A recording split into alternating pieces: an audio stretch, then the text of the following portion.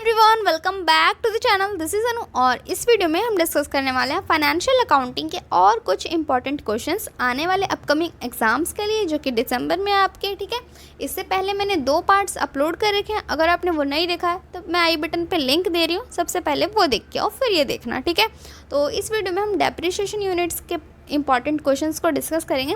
तो इसमें से 2-3 क्वेश्चंस हैं थ्योरी के जो एग्जाम्स में आते हैं, प्रैक्टिकल भी आ सकता है। मैं थ्योरी पोर्शन अभी कवर करवा रही हूँ, बाद में प्रैक्टिकल भी करेंगे। ठीक है, तो देखो सबसे पहला तो यही कि डेप्रिसिएशन होता क्या है, डिफाइन डेप्रिसिएशन।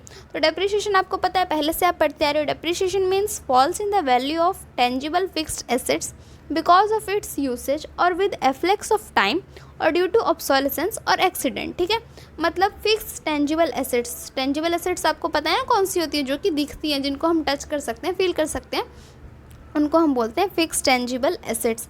उनकी वैल्यू में कुछ अगर अमाउंट कम होता है, जैसे आपको पता है कोई भी चीज़ आप यूज़ करते रहते हो तो उसकी वैल्यू धीरे धीरे कम होती चली जाती है। अगर आपने कोई फर्नीचर लिया है, वो भी आपका फिक्स टेंजिबल एसेट है। अब उसको आप टाइम के साथ यूज़ करते जाओगे तो वो पुराना होता जाता है और ख़राब होता जाता है। ठीक है, वैसे ही अगर आप कोई कंप्यूटर यूज़ कर रहे हो, उसकी टेक्नोलॉजी पुरानी होती जाती है। इसके अलावा अदर कोई भी आप मशीनरी, प्लांट कुछ भी यूज़ करते हो तो धीरे धीरे टाइम के साथ ना उसकी वैल्यू कम होती चली जाती है। उसी को हम डेप्रिसिएशन बोलते हैं।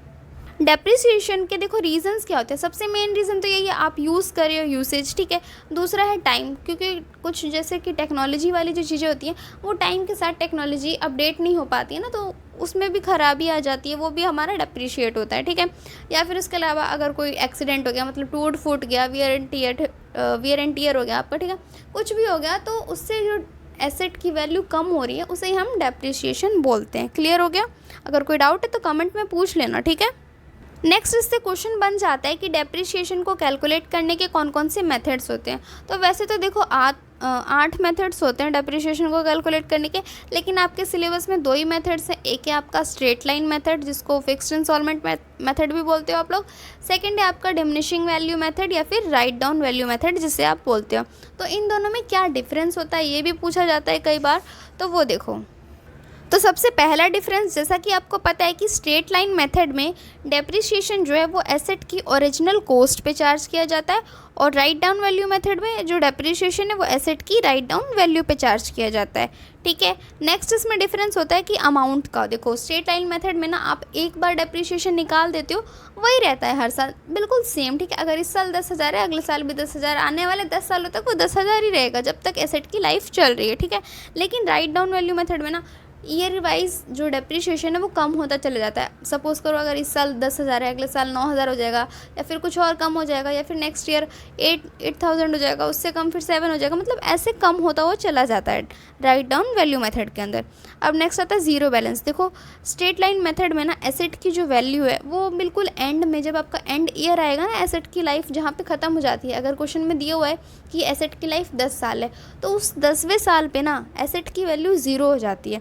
लेकिन राइट डाउन वैल्यू मेथड से अगर आप डेप्रिसिएशन चार्ज करते हो तो इसमें एसेट की वैल्यू कभी भी 0 नहीं होती है। ठीक है, और नेक्स्ट आप जब रिपेयरिंग कॉस्ट की बात करते हो तो देखो स्ट्रेट लाइन मेथड में ना स्टार्टिंग के ईयर्स में जो कॉस्ट है वो कम रहती है और एंड में ना कॉस्ट बढ़ जाती है। ठीक है, लेकिन वही अगर आप राइट डाउन वैल्यू मेथड की बात करते हो तो इसमें स्टार्टिंग में रिपेयरिंग कॉस्ट हाई रहती है और ईयर एंड होते होते धीरे धीरे कॉस्ट कम हो जाती है। ठीक है, फिर जब नेक्स्ट बात आती है मेथड कौन सा इजी है कौन सा हार्ड है, तो सबको देखो स्ट्रेट लाइन मेथड ही इजी लगता है, क्योंकि इसमें आपको एक ही बार डेप्रिसिएशन निकालना होता है और हर साल सेम लगाते जाते हो।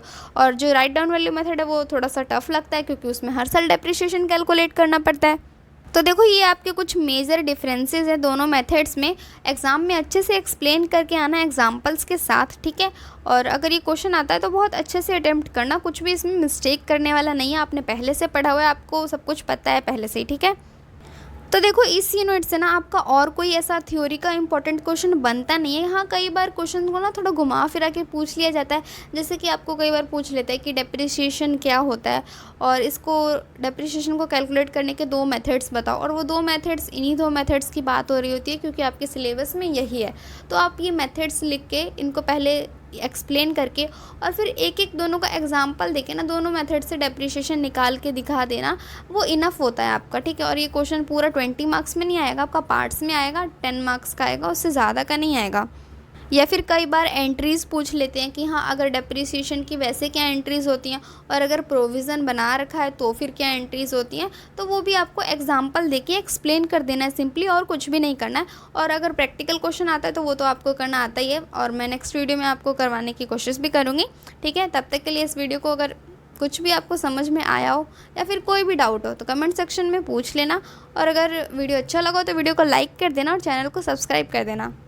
तो मिलते हैं नेक्स्ट वीडियो में, तब तक के लिए बाय बाय।